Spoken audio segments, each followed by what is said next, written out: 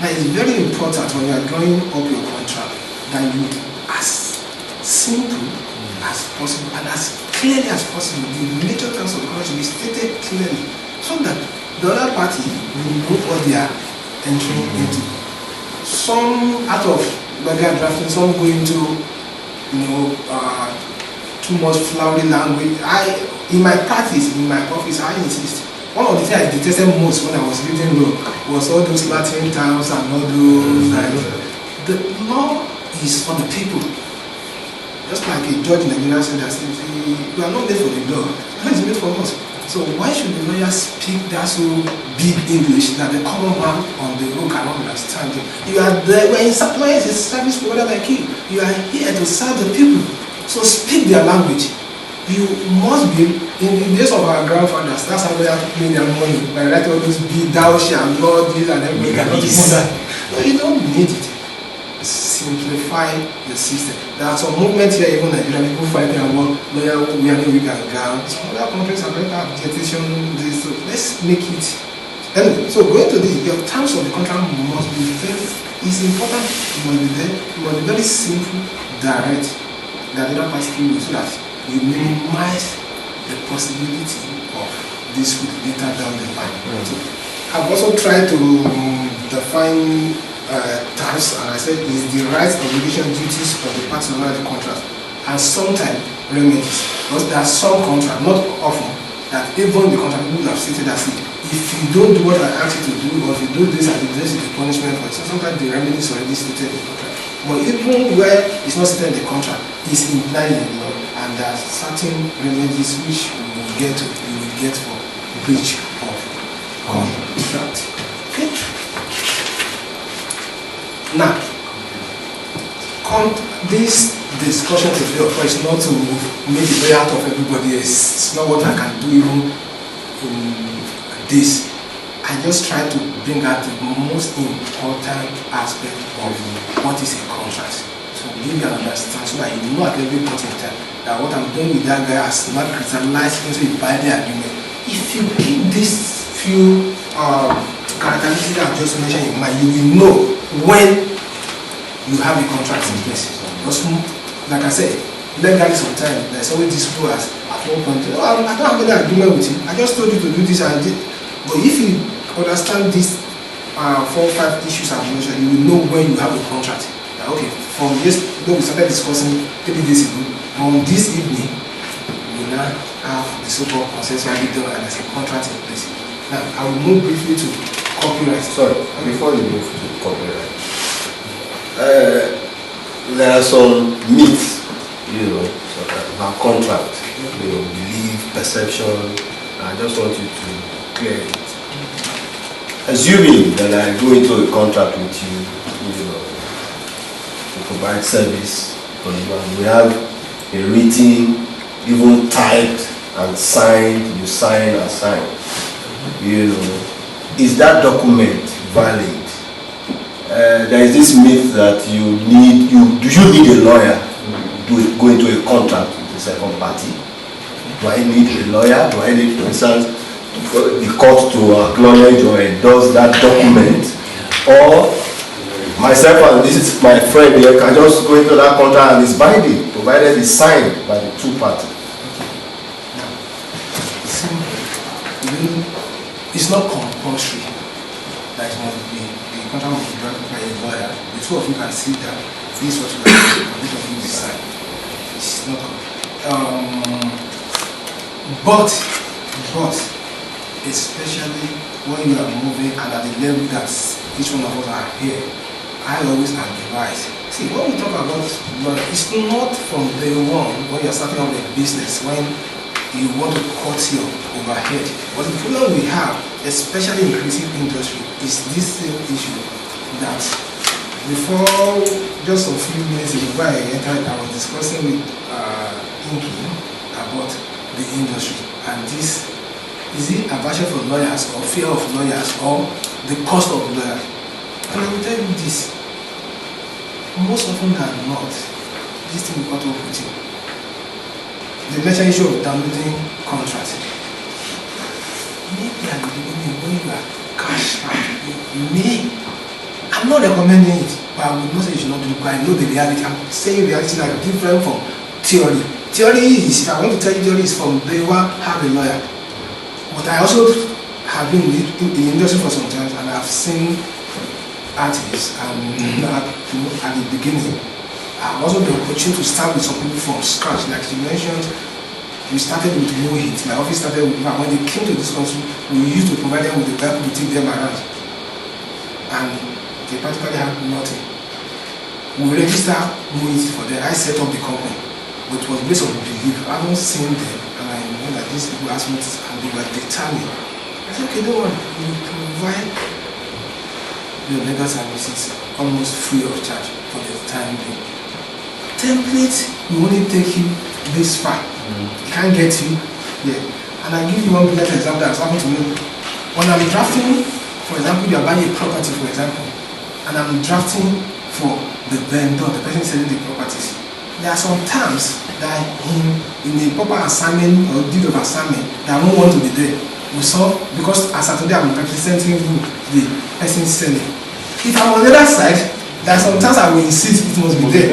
Now when you get the template, everything is there. So that other thing that you can get away with by removing, you, because you are not an expert, will not know. The same thing is our creative field. Thinking, I think I get the issue of between assignment and license. It's critical and it's very important for creative people to understand the distinction between assignment and licensing their work. Most often than not, when you see the templates, even when you are licensing, do you know the bundles of rights embedded in that work you have created? So when you get a template of licensing and everything there is okay by you, whereas you could have removed some things or insist on something and say, this I'm licensing for this, not for the whole world, not for terrestrial, only for satellite. I don't want to mention it. I've asked clients that I'm drafting that I'm going for, and it's clearly that it's not for satellite broadcast. We remove those rights. They gave it to the normal thing, MNet, DSTV, and it was shown. Of course, I was sitting and I was laughing about the immediate declines, and I said, thank God, this opportunity for us to make money. In fact, I love this to define copyright. Copyright is difficult to define people, but again, I have a working definition with you. And I said, the right to prevent others from copying or using your work without your authority or permission. Simply, if you look at the word copyright, divide it, separate the copyright, right of copy. In fact, you can use that as a definition of copyright, right of copy. Of course, we know today, copy today is not what it used to be some 60, 70 years ago. There are different forms of copy, but once you just separate the word into two, copyright, you have the definition, right of copy.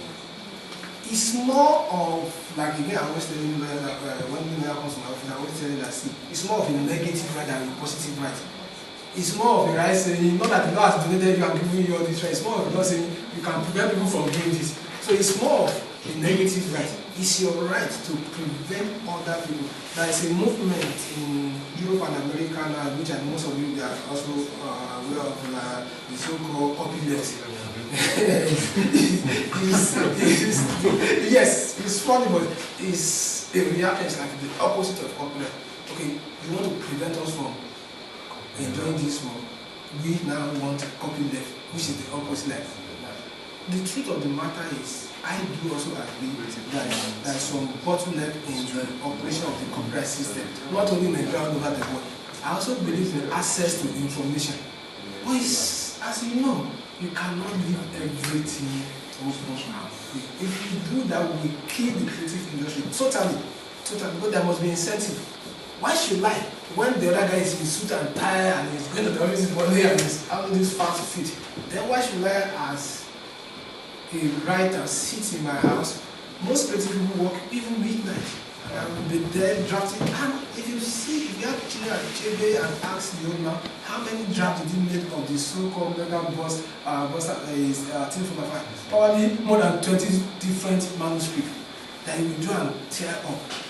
And this person wasted years to bring that book. And you say copy left, please put it out there, let everybody have free access to it. Like I said, copyright is more than protecting the artist. It's for the interest of the whole society. Now, it's important for you people to have a basic understanding of the duration of copyright, because like everything, every good thing in life, it doesn't last for forever. It has a basic duration. But thank God, there are little differences around the world which is now reducing.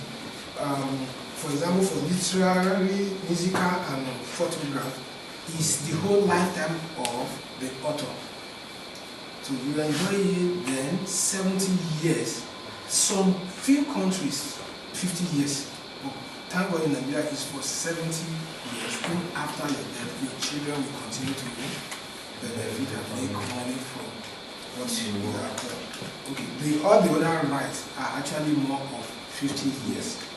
But there's also the distinction where this thing was created in quote by a company or for a company.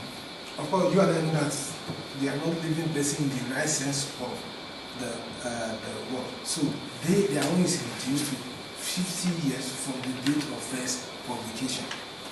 So once, even if you as an individual that created the work, but which was given to the company from the beginning, okay, the company will only have it for 50 years from the date of first publication.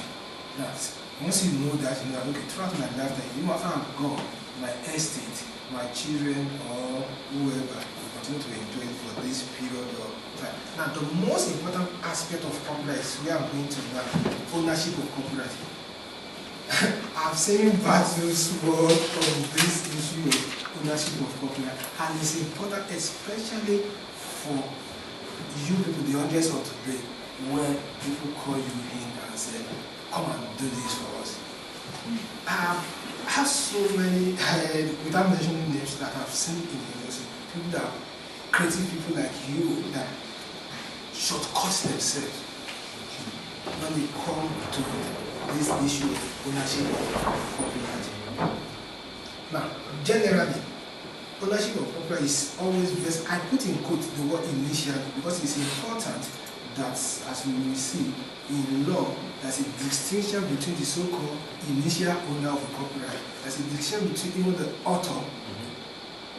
So, and we always use, even us practitioners, we use this interchangeably, but they are actually not the same thing. And it's not to bear that in mind so that you know at every point that before you start challenging the man or the other side, see, probably this doesn't belong to me. But initially, once a work is created, once it's the initial owner is that person, the author that created the work. Now, this is also important.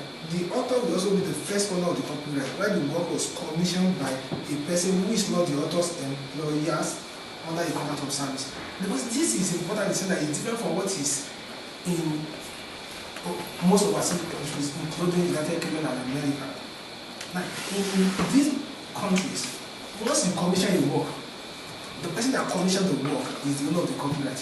What if, you copy for the purposes of using it for educational purposes and training, even though you are going to make profit, but it's purely for education, maybe in a school and all of that, but students pay school fees and all of that. But there is a specific exception for using for educational purposes. It's exempted because of simple reasons. Just like we said that copyright is also for the society. We want advancement of knowledge. So yes, I can buy the Sunday day something and distribute for my students for the purpose of the class. Now the problem will arise where the usage is going beyond teaching. See, this educational purposes must be linked with teaching. What is, when you call the ordinary man to look at the scenario, what happened here? Was it for purpose of entertainment? Was it for purpose of teaching? So if it's for purpose of educating, teaching, of course, even in all these examples, technically, and if you want to be on the correct side of the law, it's always good to obtain the permission of the owner. I'm going to use this as social control for this purpose.